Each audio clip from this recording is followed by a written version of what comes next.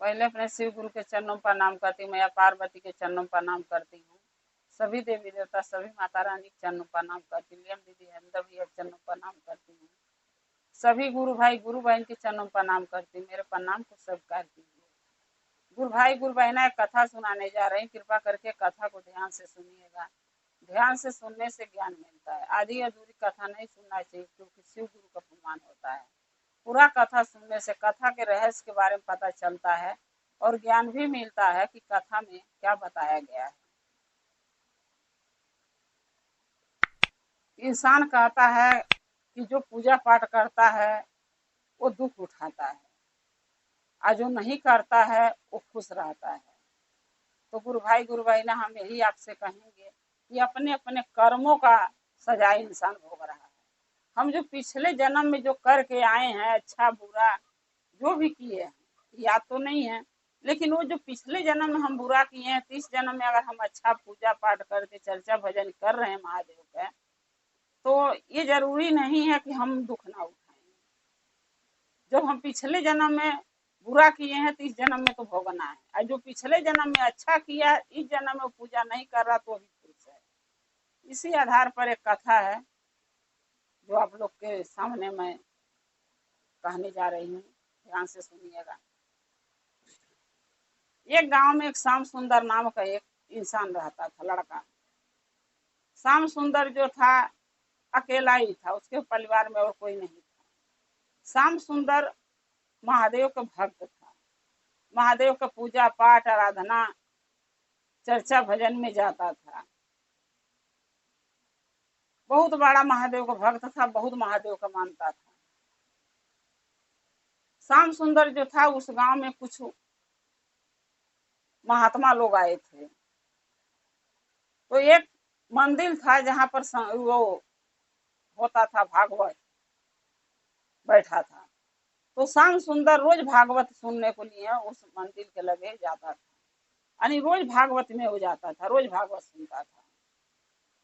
प्रतिदिन वो जाता था सबसे पहले, और सुन के जब तक भागवत पूरा खत्म नहीं हो जाता प्रवचन बाबा के, जब तक वो घर नहीं आता था। पूरा प्रवचन सुनने के बाद ही वो घर आता था।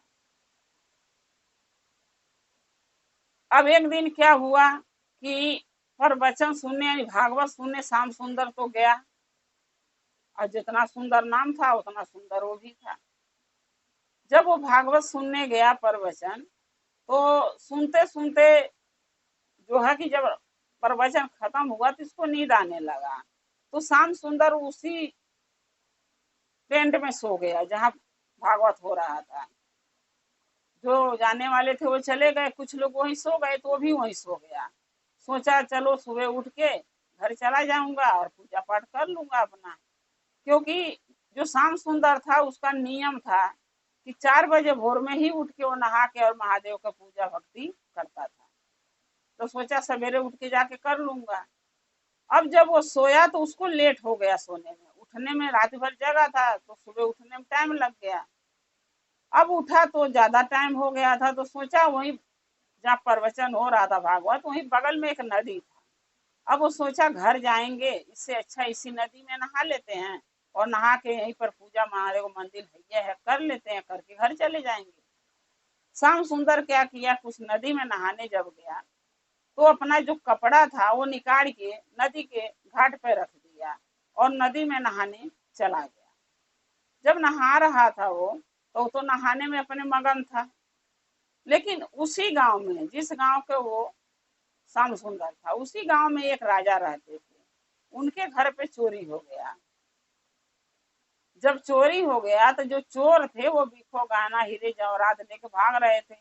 अब जो राजा के जो सिपाही थे वो सब दौड़ाते दौड़ाते जा रहे थे, दौड़ाते दौड़ाते जा रहे थे। तो जो चोर थे वो चोर ने सोचा कि ये जो कपड़ा है, ये व्यक्ति जो नहा रहा है, इसी कपड़े के नीचे सारे जेवर हीरे जवाहरात पैसे छुपा देता हूँ कपड़े के नीचे, तो सामान तो बच जाएगा, चोरी का सामान बच जाएगा, और हम लोग भाग जाएंगे, बाद में आके ले जाएंगे चोरी का सामान, कपड़ा हटा के।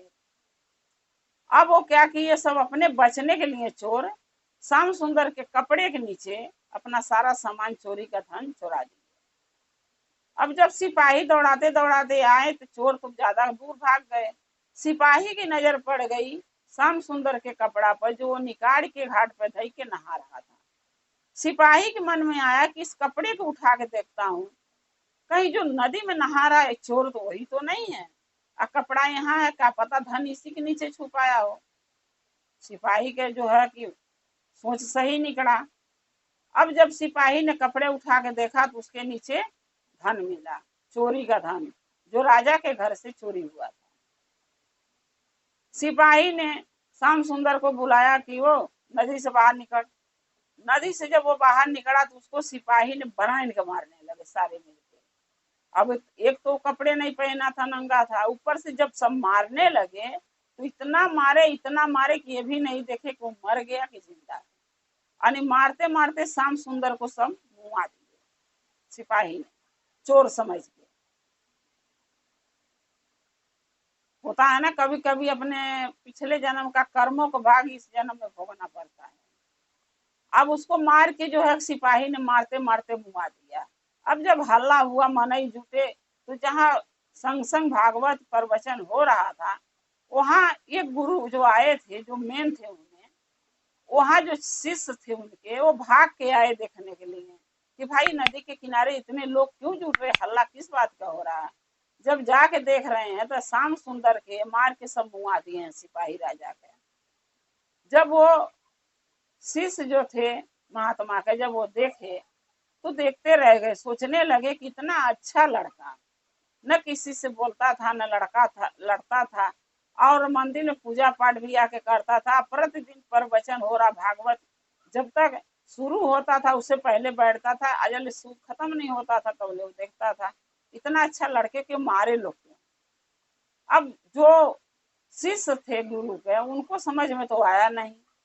अब वो आके अपने गुरु से बोले, जहाँ पर भागवत यानी प्रवचन हो रहा था, वहां जो गुरु थे महात्मा लोग, उनसे आके बोले शिष्य सब कि गुरु गुरु वहाँ देखिए न, जो श्याम सुंदर नाम का जो लड़का था, जो भागवत सुनने प्रतिदिन आता था प्रवचन सुनने, उसको राजा के सिपाही ने मार के मुआ दिया।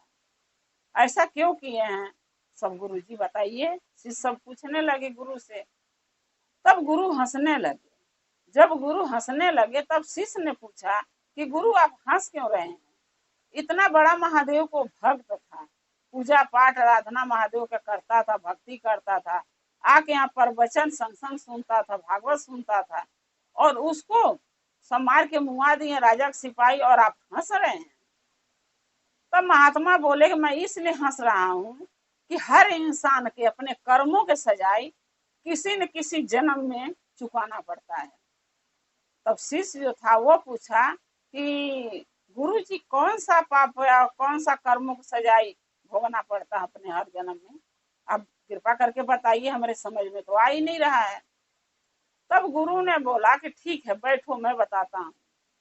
जब शिष्य सब बैठ गए तब गुरु जी बताने लगे महात्मा कि देखो, ये जो श्याम सुंदर नाम का जो लड़का था, ये अगले जन्म का कर्म का भोग इस जन्म में भोगा है, और ये मर गया मार खाते खाते। तब वही शिष्य पूछा कि कैसे, आप बताइए। तब जो गुरु थे वो बोले कि पिछले जन्म में ये एक राजा के यहाँ सेनापति था, राजा का सेनापति हुआ करता था, पिछले जन्म का बात ये है। और उस जन्म में जब ये सेनापति राजा का था, तो उस जिस राज्य में राजा रहते थे, उस राज्य में एक बहुत बड़ा जंगल था। उस जंगल में जो है बहुत डाकू रहते थे, बहुत चोर रहते थे, और वो जो चोर थे, वो जंगल से कोई गुजर के, कोई व्यापारी जंगल पार नहीं कर पाता था अपना धन बेचने के लिए, रकम बेचने के लिए, चाहे मार्केट जाने के लिए, कोई जंगल पार नहीं कर पाता था। तब राजा ने बोला था कि इसको कि जाके तुम जंगल में लोगों के जंगल पार कराओ, कि लोगों के जंगल पार करा देना, ताकि चोर उनको मारे पीटे न, हिफाजत से धन वो अपना लेके जा सकें और आ सकें। तो यह राजा जो मंत्री था यही काम करता था। राजा बोले थे कि कुछ धन लेके उनसे उनको जंगल पार करा देना, क्योंकि मंत्री कहने लगा कि फ्री के तो नहीं हम करेंगे ना काम। मान लो जो वहां रहेंगे सैनिक, उनके लिए खर्चा पानी के तो पैसे चाहिए, धन चाहिए। तब राजा ने बोला था मंत्री से कि कुछ धन मांग लेना, कुछ धन उनसे ले लेना कि कुछ धन हमके दो हमारे हिफाजत के और खाने पीने के लिए, अब बाकी धन लेके उनको जंगल पार कराते रहना और उनको सेफ्टी से इस पार ले आते रहना, ताकि चोर उनके ऊपर हमला ना करें। अब प्रतिदिन जो सेनापति था यही काम मंत्री करने लगा। उसी समय एक मियाँ बीवी दोनों, शाम के टाइम था और वहां वो पहुंचे जब जंगल के किनारे, तब मंत्री से बोले कि हे मंत्री, हमें जंगल पार करा दीजिए, बहुत जरूरी एक काम से जाना है। तो जो आदमी था उसकी जो पत्नी उसके साथ थी वो बहुत खूबसूरत थी। सेनापति की नजर बुरी उस पत्नी पर उसके पड़ गई और सेनापति ने अपने मन में ठान लिया कि इसको जंगल नहीं पार कराएंगे, इसके पत्नी को हासिल करेंगे किसी न किसी तरीके से, क्योंकि सेनापति की जो नियत था वो खराब हो गया। अब सेनापति ने बोला कि नहीं, आज तुम्हें जंगल पार नहीं कराऊंगा, तुम्हें जंगल पार मैं कल कराऊंगा। सो उनको जाने नहीं दिया और रात रुकने के लिए जंगल के इसी पार कह दिया कि यही रात आज रुक जाओ, सुबह पार करा दूंगा जंगल, क्योंकि रात ज्यादा हो गया, रात के समय जंगल पार करना ठीक नहीं है। क्योंकि मंत्री झूठ बोला, वो चाहता तो जंगल पार करा सकता था, लेकिन उसने झूठ बोला क्योंकि उसकी नीयत खराब थी उसके उस आदमी के पत्नी के लिए, और उस आदमी को ये बात का पता नहीं था। जब रात भर दोनों मियाँ बीवी सब सैनिक के साथ और मंत्री के साथ इस पार रह गए,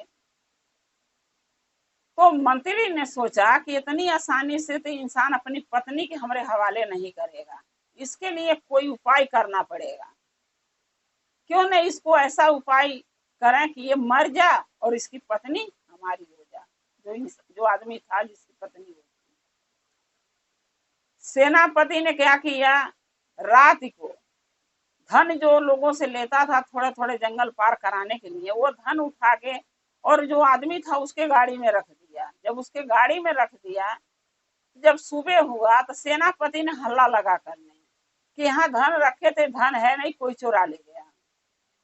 अब सैनिक जो थे वो बोले धन कौन चुरा के ले जाएगा, रात भर तो हम लोग यहीं थे। तब सेनापति बोला कि ये जो मियाँ बीबी हैं इनके गाड़ी में देखो, क्या पता इन्होंने चुराया हो।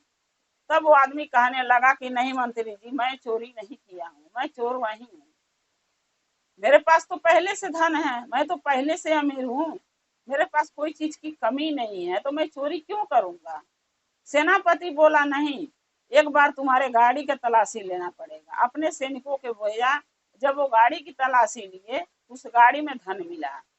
जब मिला तो सेनापति ने बोला यही धन तो है जो इसने चोरा के गाड़ी में रख लिया था। अच्छा, सोचा सुबह लेके गायब हो जाएंगे, चले जाएंगे जंगल पार होके। तब वो आदमी बोला कि नहीं भाई, मैं चोरी नहीं किया हूँ। सेनापति बोला नहीं, मारो इसको, ये चोरी किया है।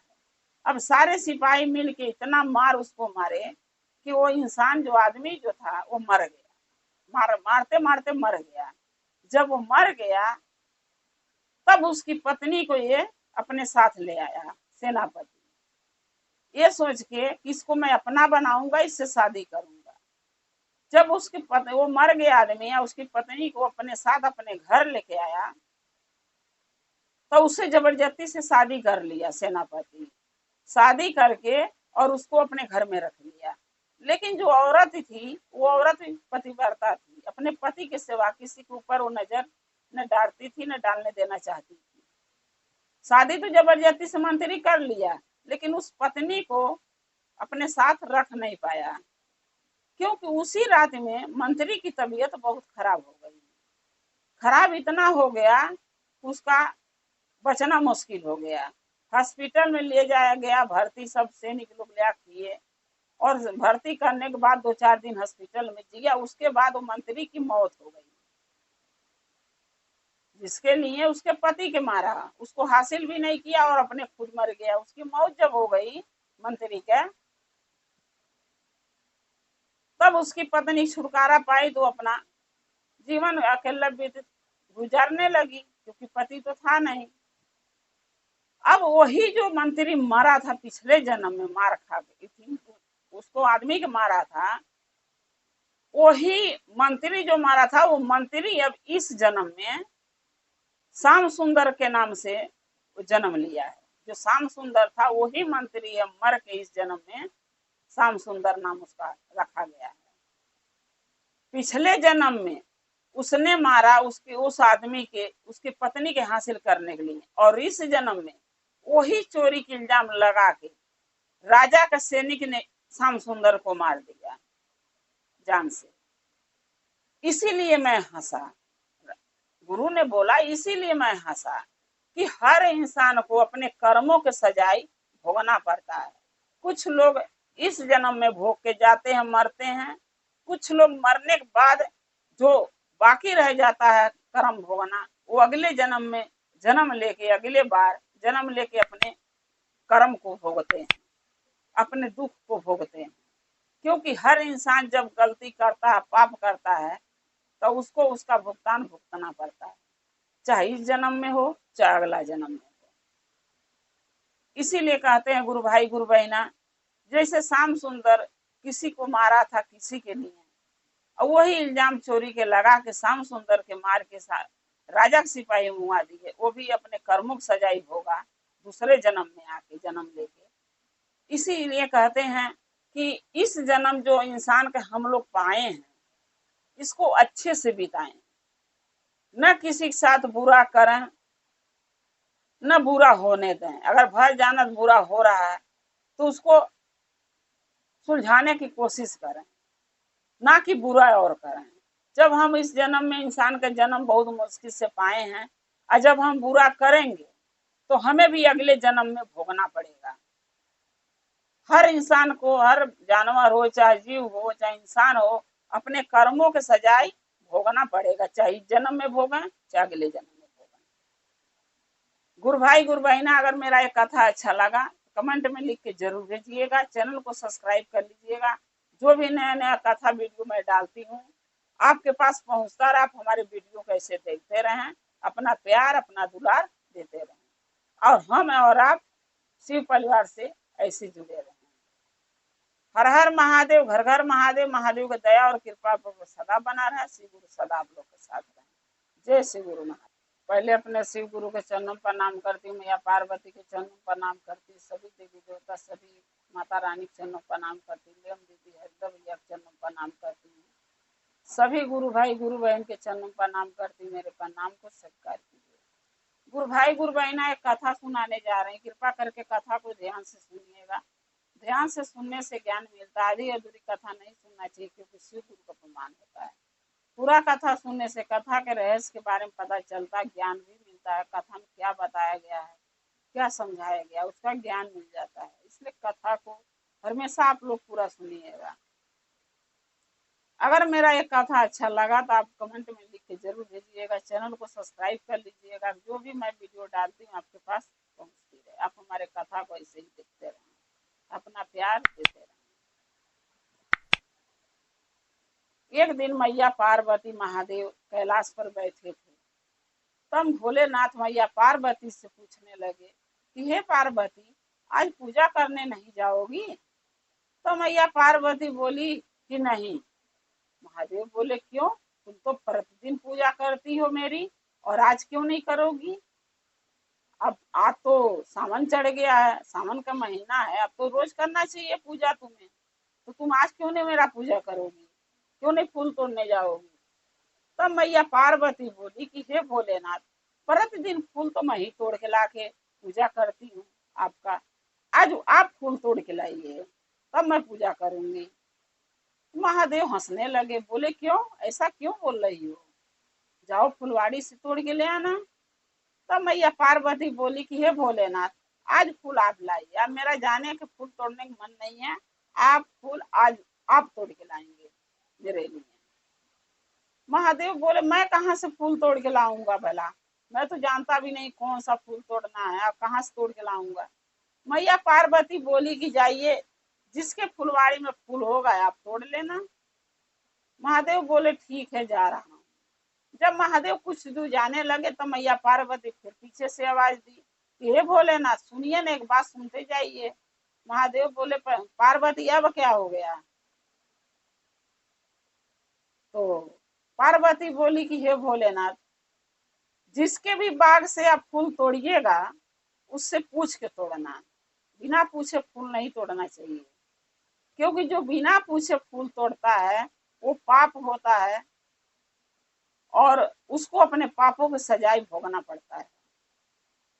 तब महादेव बोले कि ठीक है, कोई नहीं मिला तो, बाग में फुलवाड़ी में कोई नहीं मिला तो मैया पार्वती बोली थोड़ा इंतजार कर लीजिएगा, कोई न कोई जरूर आ जाएगा।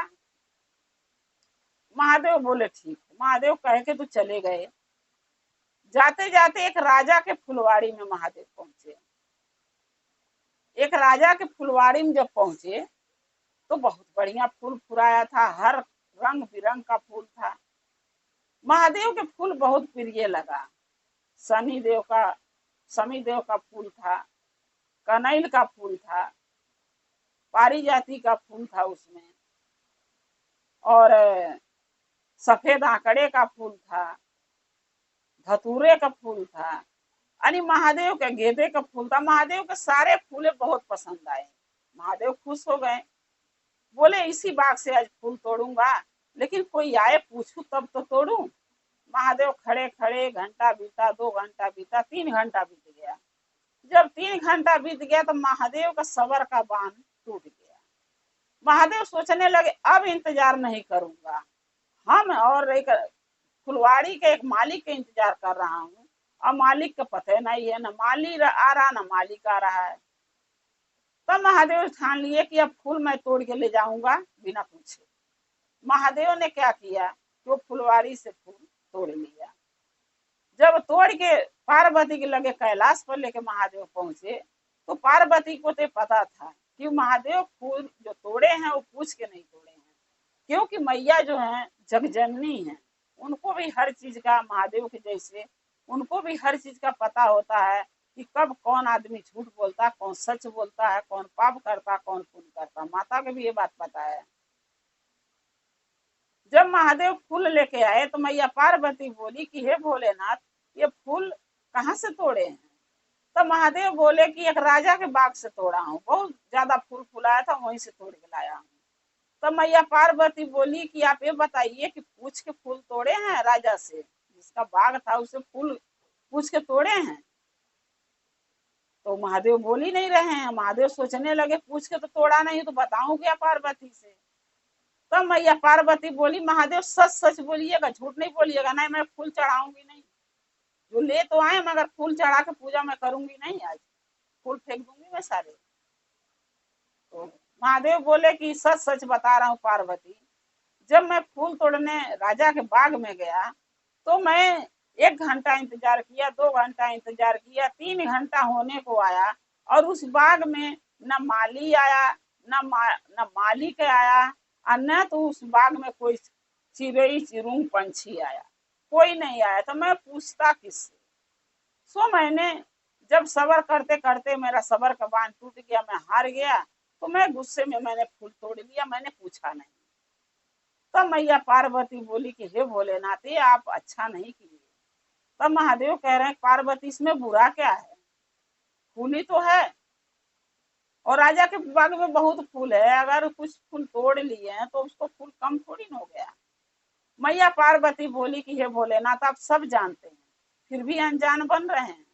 आपसे ज्यादा तो हमें भी नहीं पता है कि जब कोई भी व्यक्ति किसी से बिना पूछे कोई वस्तु छूता है, चाहे वो फूल हुआ, चाहे कोई वस्तु हुआ, चाहे कुछ भी हुआ, तो वो पाप होता है, उसका भोग भोगना पड़ता है, यानी उसको भरना पड़ता है। तो उसको आप सब कुछ जानते हुए गलती क्यों की है? तब महादेव बोले कि अब तो जो होना था पार्वती हो गया, मेरे को लगा अगर नहीं लाऊंगा तो तुम नाराज हो जाओगी, तुम्हें खुश करने के चक्कर में मैं बिना पूछे ले लिया, क्योंकि बाग में कोई आया नहीं था तो मैं पूछूं किससे। तब पार्वती बोली कि हे भोलेनाथ, आपके 12 बरस पृथ्वी पर जाके उस राजा के घरे सेवा करना पड़ेगा, तब जाके ये पाप जो फूल आप तोड़ के लाए हैं, तब जाके इसका भुगतान भरपाई होगा। जब आप जाके उस राजा के घर 12 बरस उसके घर सेवा करेंगे, उसके घर काम करेंगे। तब महादेव बोले कि हे पार्वती, मैं जाने में कोई हमको दिक्कत नहीं है, चला जाऊंगा 12 बरस उसके घर रह के उसका सेवा कर लूंगा, लेकिन मैं जाऊंगा कैसे? अगर इस रूप में गया तो राजा स्वयं हमारी पूजा लगेगा करने, हमारी भक्ति करेगा, हमसे सेवा थोड़ी न अपना कराएगा। तब मैया पार्वती बोली कि हे भोलेनाथ, आपको रूप बदल के जाना पड़ेगा। महादेव बोले कि कौन सा रूप बदलूं मैं पार्वती?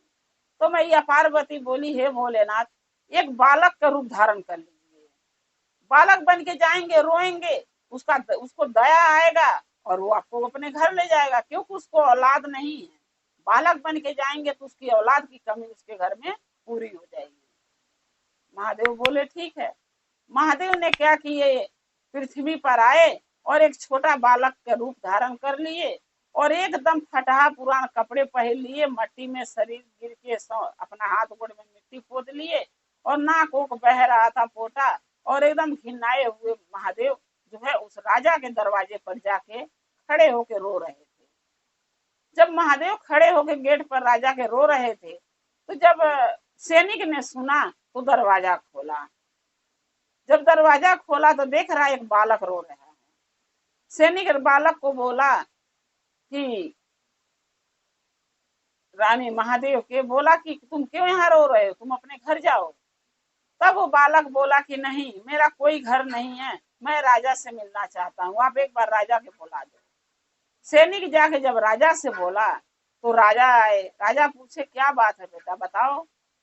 तब वो बच्चा क्या करता है, राजा के दोनों पैर पकड़ लेता है और पकड़ के रोने लगता है।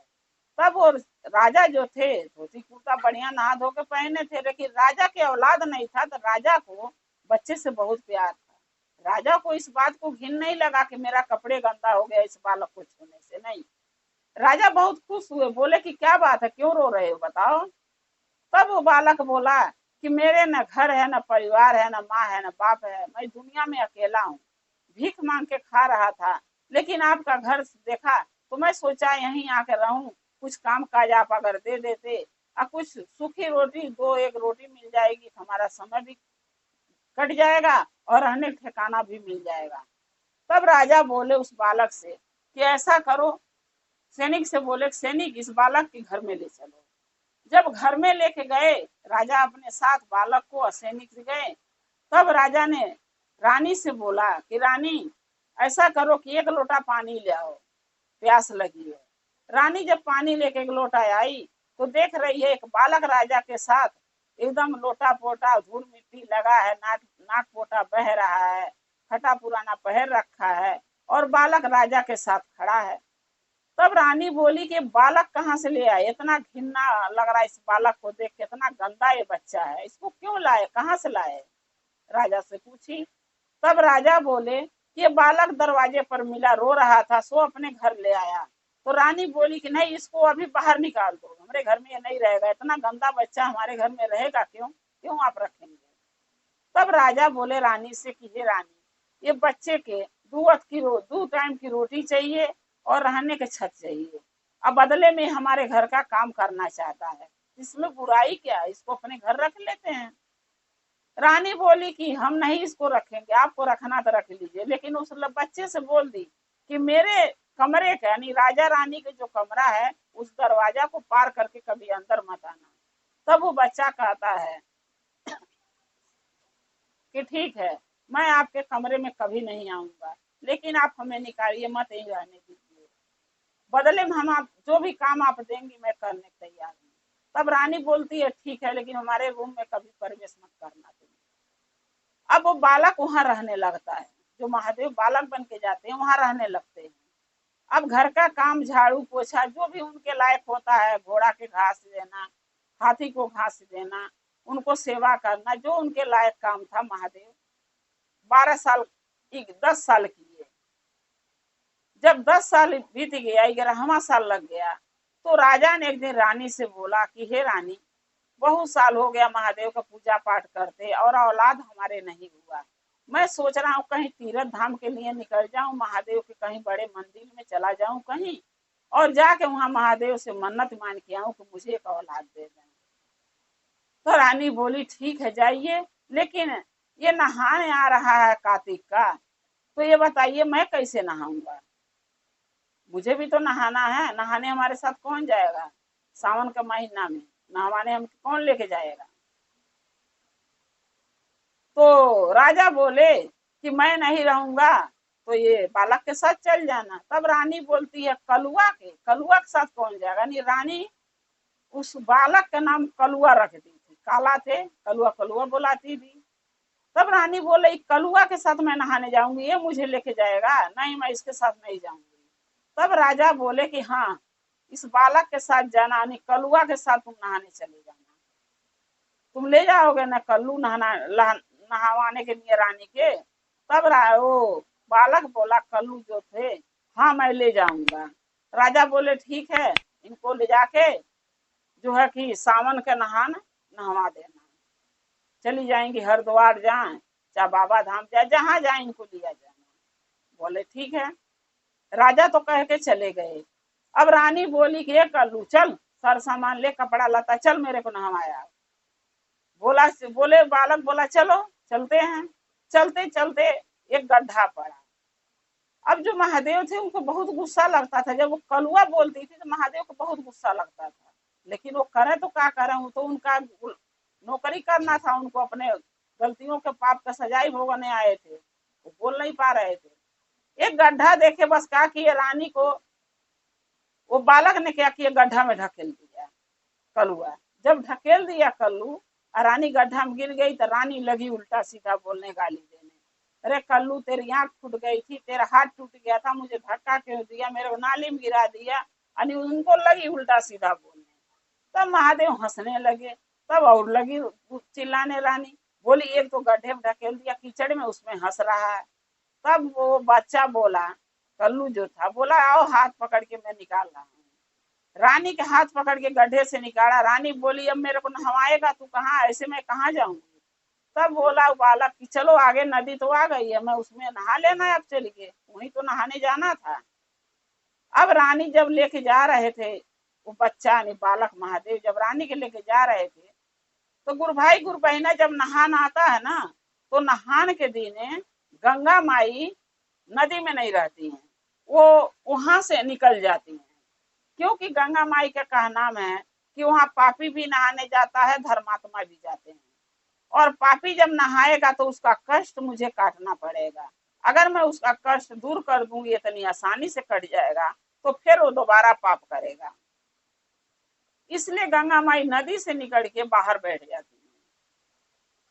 तो जब महादेव यानी वो बालक लेके जा रहे थे रानी के नहलाने के लिए नदी किनारे, तो गंगा माई दूर से देख के हंसने लगी। गंगा माई देख के महादेव की हंस रही हैं उस बालक को, और महादेव देख के गंगा माई के हंसने लगे। महादेव तो जान गए कि अभी तो गंगा जी थोड़ा थोड़ा तो सवाल हमसे करेंगी, मैं क्या बता जवाब दूंगा। इससे अच्छा रानी को नहाने भेज देता हूँ, तब मैं इनके पास गंगा जी के जाता हूँ।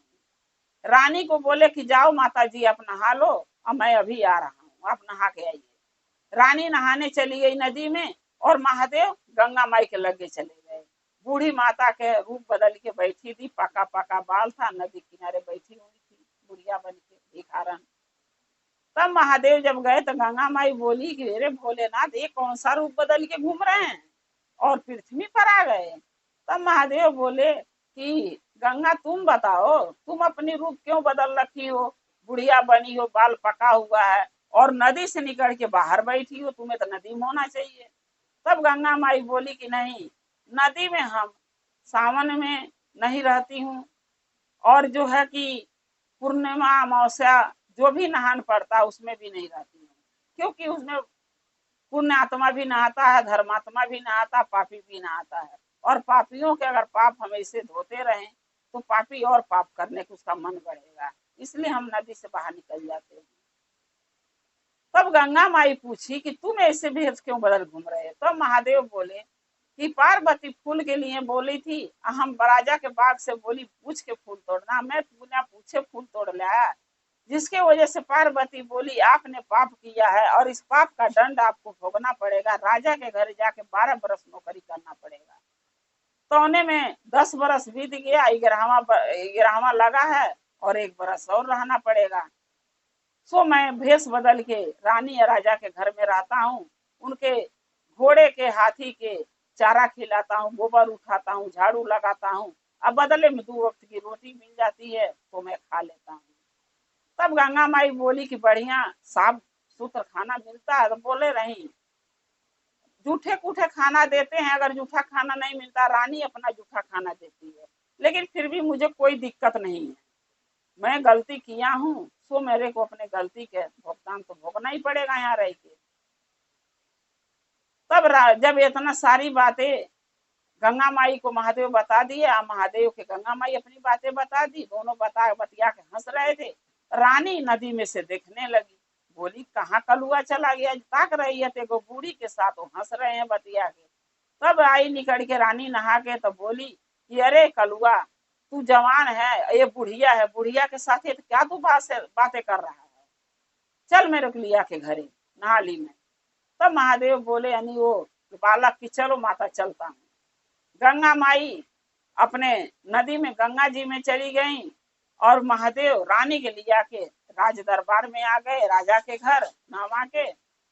जब 12 बरस बीता तब महादेव एक दिन राजा से बोले कि ये राजा साहब अब हमें यहाँ से जाना पड़ेगा। राजा बोले कहाँ जाएगा, इतना दिन से रह रहा, हम अपना बच्चा समझ के तुझे रख रहा था, क्या कमी हो गई तू यहाँ से जाना चाहता। तब वो लड़का बालक बोला कि नहीं, मैं यहाँ नहीं रह सकता, मैं कैलाश पर जाऊंगा। तब राजा बोले कि कैलाश पर क्यों जाओगे, कैलाश पर तुम्हारा कौन रहता है। तब वो बालक बोला कि मेरा स्वयं घर कैलाश पर है, मैं महादेव हूँ। तब राजा बोले तुम महादेव हो, बोला हाँ। बोले राजा के अपने असली रूप में आइए, हमें दर्शन दीजिए।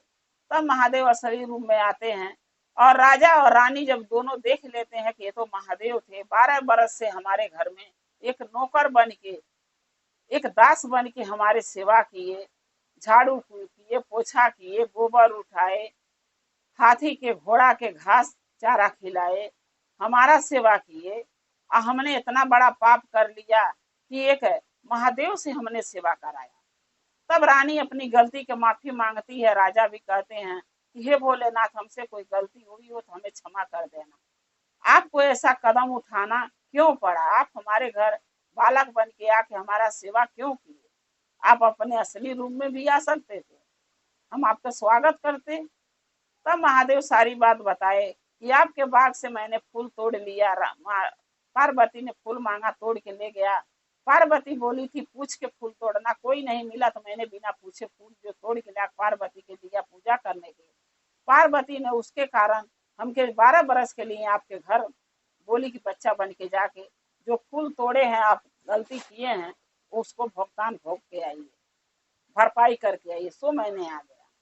राजा रानी दोनों ने महादेव से क्षमा मांगा, माफी मांगा, और साथ में ये भी कहा कि हे महादेव हमें कोई औलाद नहीं है, आप तो औलाद बन के हमारे घर पर आए थे, लेकिन आप जा रहे हैं तो हमारे झोली में जाते जाते एक औलाद तो डाल दीजिए।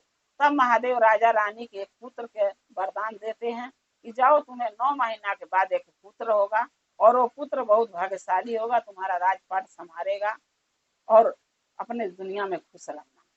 आशीर्वाद देके महादेव चले जाते अपने कैलाश को। पार्वती महादेव के बहुत खुश हो जाती हैं देख के कि हमारे भोलेनाथ जो गलती किए थे उसका भरपाई करके, और वो राजा घर अपना बच्चा बन के उनका सेवा करके भरपाई करके हमारे पास हमारे भोलेनाथ वापिस आ गए। मैया पार्वती महादेव कैलाश पर फिर अपने रहने लगते हैं और अपना सुख सुविधा राजा जो है अपने घर पर अपना राजपाट चलाने लगते हैं। गुरु भाई गुरु बहना, मेरा ये कथा अगर अच्छा लगा तो कमेंट में लिख के जरूर भेजिएगा, चैनल को सब्सक्राइब कर लीजिएगा। जो भी मैं नया नया वीडियो कथा डालती हूँ आपके पास पहुंचता रहा, आप हमारे कथा को ऐसे देखते रहे, अपना प्यार देते रहे। गुरु भाई गुरु बहना, इंसान हो चाहे भगवान हो, जब हम चोरी करेंगे, पाप करेंगे, गलती करेंगे तो उसका भोग तो भोगना पड़ेगा, उसका भरपाई तो करना पड़ेगा। जब भगवान अपनी भरपाई, अपनी गलती के, अपने पाप का भरपाई आके इंसान बन के किए हैं, तो हम तो इंसान हैं, हम क्यों ना कर सकते हैं। हमें भी करना चाहिए और कोशिश करना चाहिए कि कोई पाप कोई गलती हमसे ना आए। गुरु भाई गुरु बहना, हर हर महादेव, घर घर महादेव। महादेव का दया और कृपा आप लोग पर सदा बना रहे। शिव गुरु सदा आप लोग के साथ रहे। जय शिव।